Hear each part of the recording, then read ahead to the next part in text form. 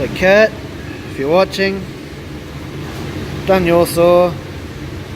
I dressed the bar with what tools I had without going to old man's. The chain was in a really bad way. Really bad. So next time, can you bring it back before it gets that bad? And I've tuned it. It idles. You can walk away and you can leave it. I left it for about 4 minutes and it idles now.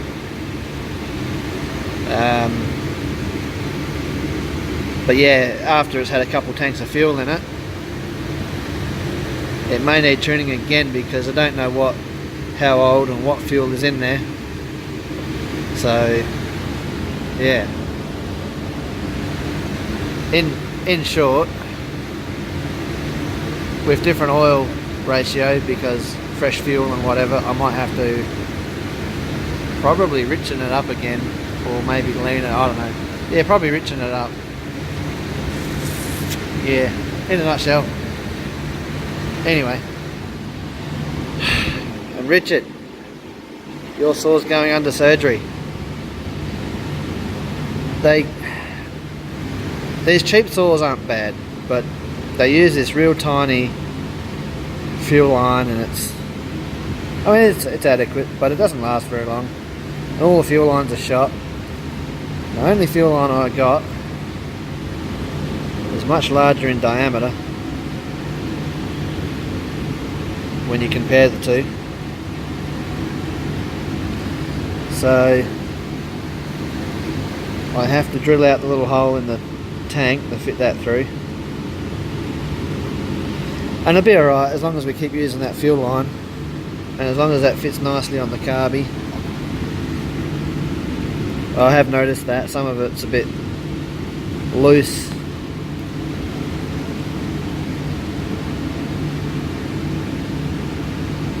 I don't know if you can see my fingers or not.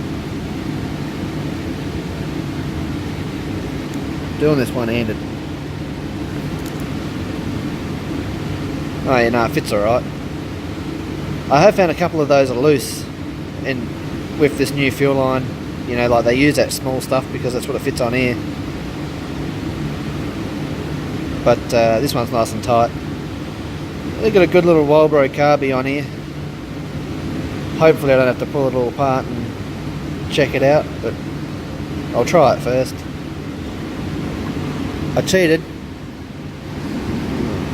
Undid the back handle, moved it all around, chucked some paper in the intake.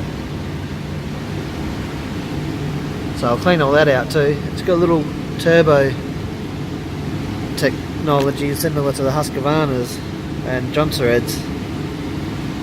So yeah, but that's, you know, common sign of dodgy fuel line, which is just oily crap everywhere.